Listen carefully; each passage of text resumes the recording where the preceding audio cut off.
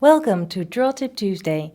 Here's your weekly dose of inspiration to build a creative habit, one drawing at a time. Brought to you by Sketchbook Skool. Hi! Drawing people is an endlessly interesting challenge. We see people around us all the time, yet it is very hard to draw them in the right proportion, capture gestures and body language.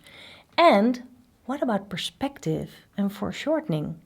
Okay, so I just kicked off my shoes, and actually that made me think a lot of people have problems drawing shoes or feet when on someone's, when drawing people. So let's have a look at these shoes actually, because if I put them down like this, it actually looks the way it would look if people are standing, right? It would be a position like this.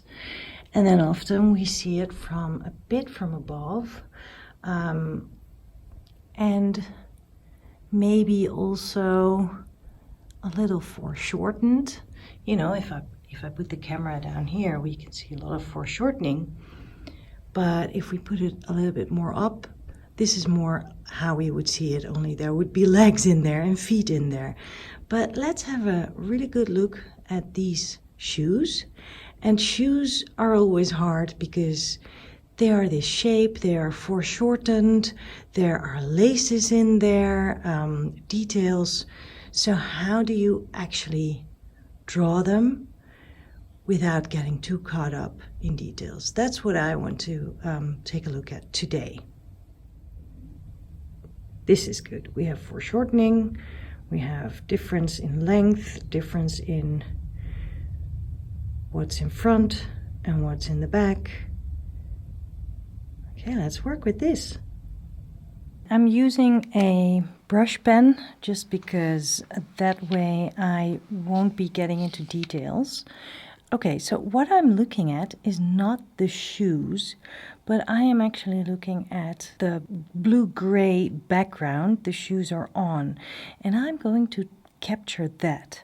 So instead of looking at the shape and at the foreshortened and in perspective bits and pieces, I am actually looking at what's around it. So I'm not looking at the shape of the shoes, I'm looking at the shape of the floor. And I'm drawing the shape of the floor, filtering out that whole shoe part.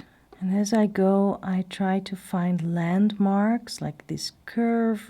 Where does it line up with another curve on the other side? And that way I try to gently go through the full shape following my eyes as I go through them. And then I see a peep here of that blue background, and I actually drew the whole thing around. I drew the background.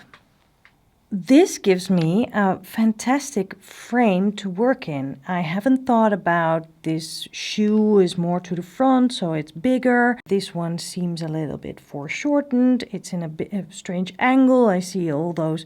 I see the sole and the little dots from the brogues.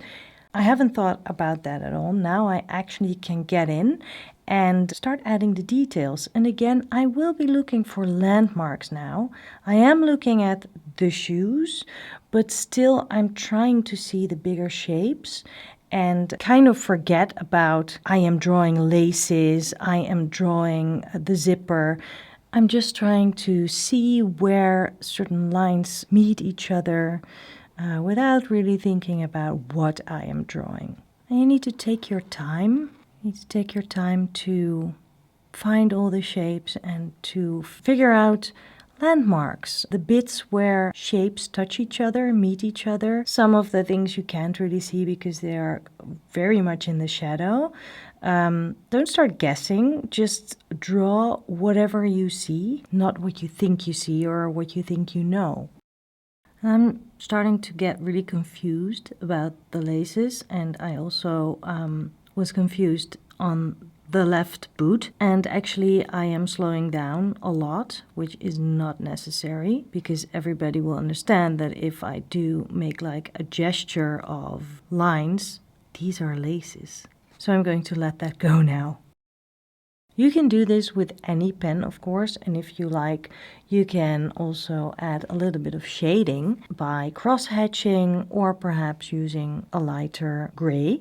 Again, look at what you see and don't look at what you think makes sense. Because sometimes what you see doesn't make sense at all in your head, but it is actually in front of you. So just trust your eyes and follow what you see. Keep it light, don't overwork it. It's really about the shape. And of course, because this is done with such a fat pen, I don't want to get into too much shading because it would become confusing and then I would also see a lot of my mistakes.